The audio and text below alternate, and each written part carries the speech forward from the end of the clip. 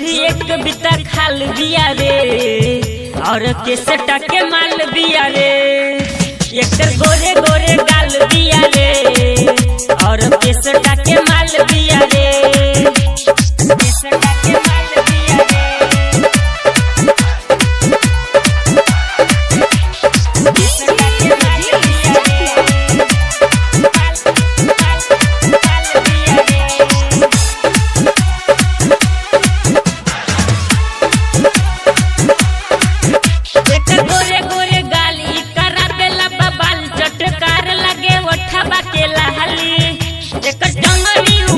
बड़ी लागे जन मार बड़ी निक लागे कनावा के बहाली। एक गोरे गोरे गाली कराते लबा बाल चटकार लागे ओठवा के लाली। एक टंगरी उघार बड़ी लागे जन मार बड़ी निक लागे कनावा के बहाली। ई त मुस्की चलावेले बड़ी दीवाना बनावेले।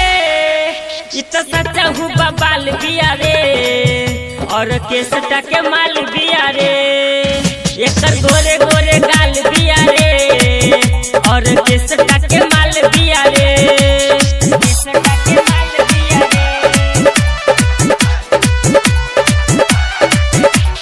केसटा के माल बिया रे।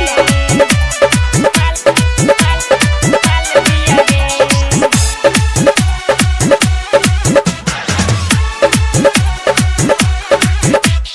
पतली कमर मन जाला हर जन मारेला मुस्की चवनिया। नहीं हमरा में सटे खाली दूरे हट जन मारेला एक जवनिया।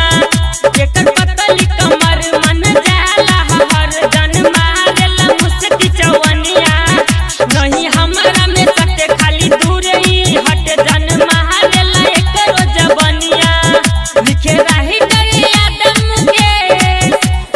हरदम छौरी फरेश गबे गिटिया विदेशिया बिकेश। छौरी हरदम रहेले फरेश।